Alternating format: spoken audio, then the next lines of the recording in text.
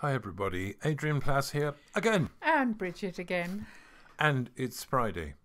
And we were thinking about last night, Thursday, 8 o'clock, all over England, people still clapping, or Britain, people clapping on doorsteps. And we had we're getting together quite a good sound here.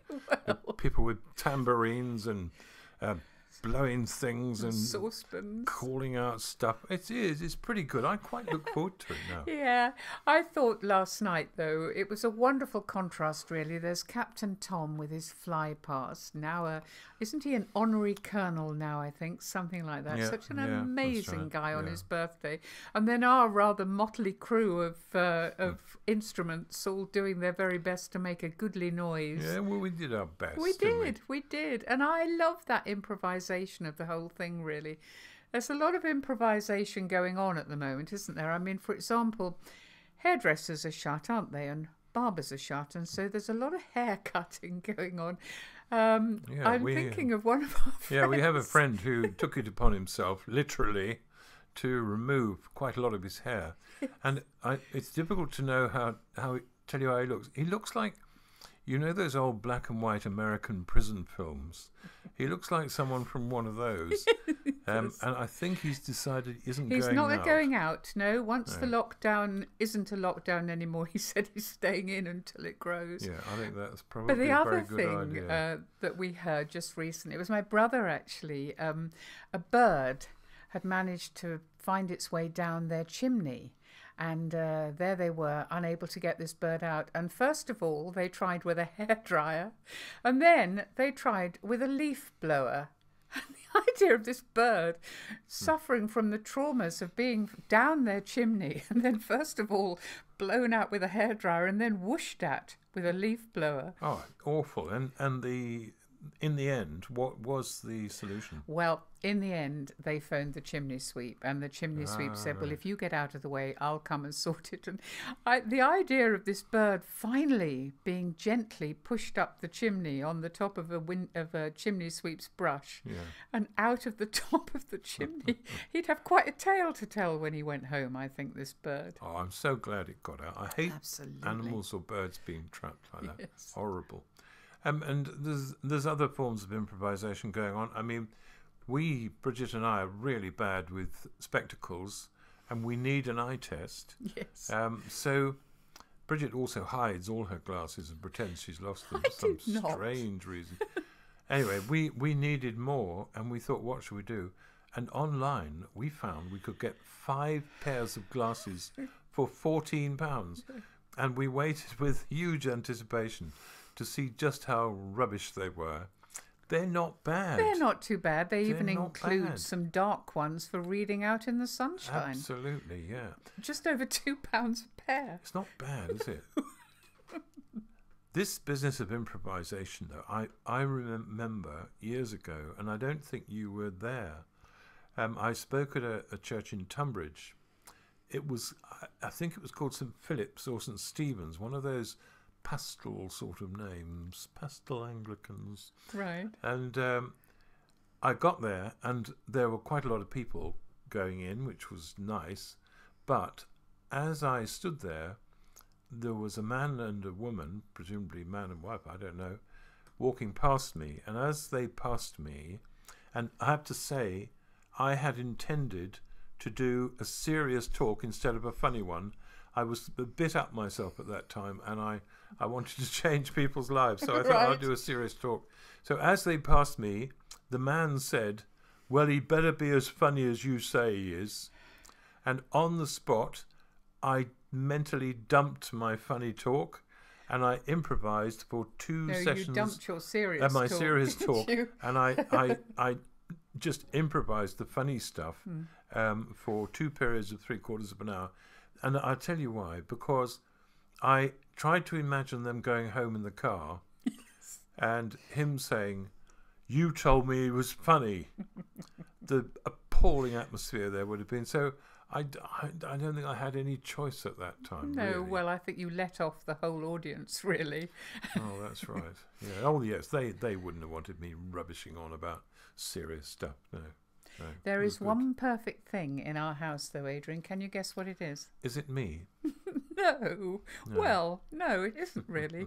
No, I'm thinking of our fish tank. Well, it's not actually ours, it's our son's, and he bought it for his birthday, our adult son. And it's beautiful, it's stunning.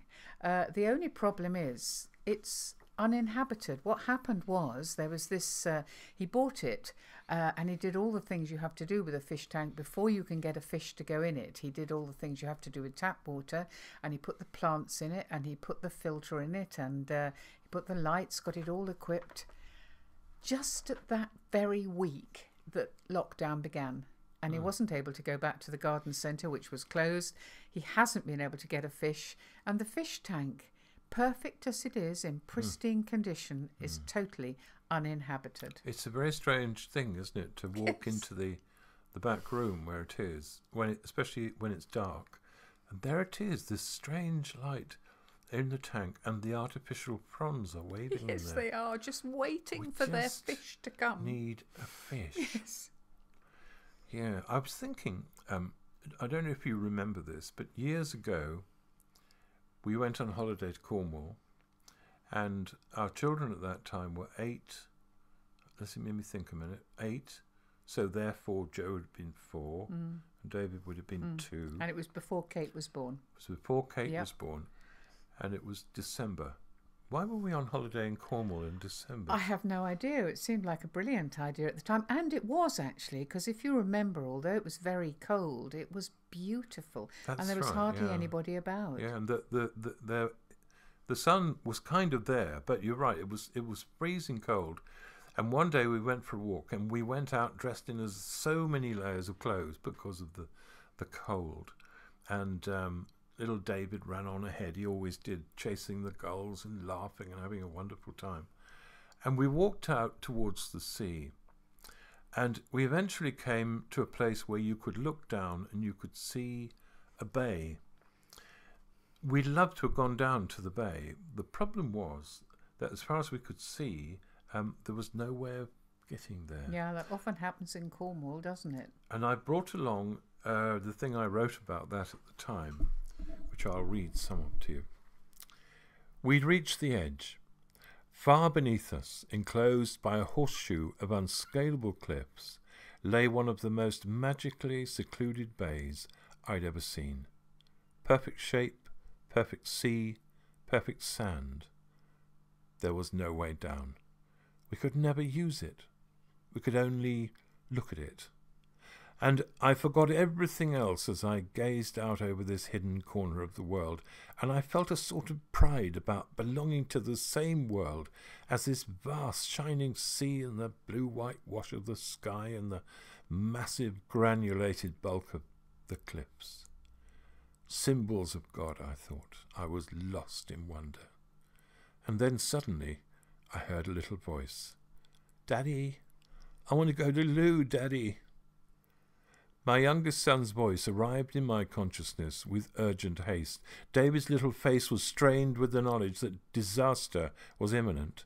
As I struggled to reduce his Michelin-like proportions to an appropriate state of undress, I spoke to God in my mind with some truculence. "Look, goodness knows I get little enough time as it is, actually relaxing and enjoying beautiful things. Why should I have to come down from where I was to cope with little problems like this?" "I did," said God. It's an amazing story, and it was an amazing time. And it reminds us, doesn't it, that the mess is okay. Actually, the fish tank needs its fish. It's all right. That God came into the mess. He came into the failures. That's what he came for. The things we haven't managed to get quite right in our strangely improvised, messy lives at the moment. So I think we're going to celebrate those indistinguishable corners, the ones that where the muddles and the mess is, and rather like on the doorsteps where celebrating not just the NHS but carers and people emptying our bins and people in our shops, we're banging saucepans and tambourines and goodness knows what else. Let's play some improvised instruments. Let's play improvised instruments, badly, to celebrate the reclamation of damaged things that have cluttered the backyard in undistinguished corners for years and ought to have been got rid of some time ago. Let's stick our fingers on the end of bicycle pumps to make squeaky noises. Clink milk bottles together. Make Australian sounds with a sheet of hardboard. Pluck the prongs of a fork. Jingle the change in our pockets. Squeeze the palms of our hands squelchily together. And blow paper bags up and burst them with a bang. Let the air out of a balloon so that it sounds like a violin. Bounce gently on a stair that creaks. Push a stiff brush across the linoleum. Flicker the pages of a book. Blow screeching noises through blades of grass held between our thumbs. And drum frenziedly with toothpicks on cushions. For he did become man and dwelt among us. And we beheld his glory in the backyard. And for some strange reason, he enjoys our music.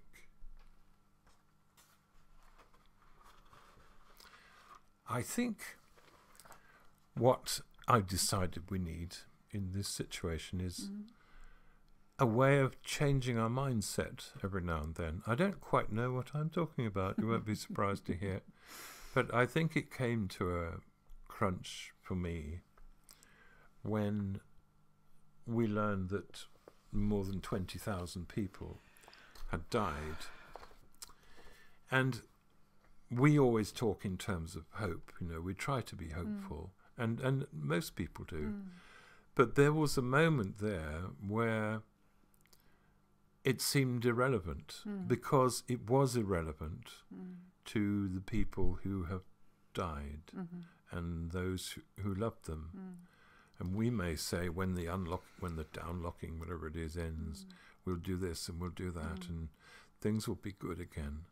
But it won't be for them. And we have to allow that God wants to be in those feelings as well as all the others, don't we? As well as in the copings and the improvised things and the positives, that he's also in that strange sense of bewilderment as these numbers rise and rise.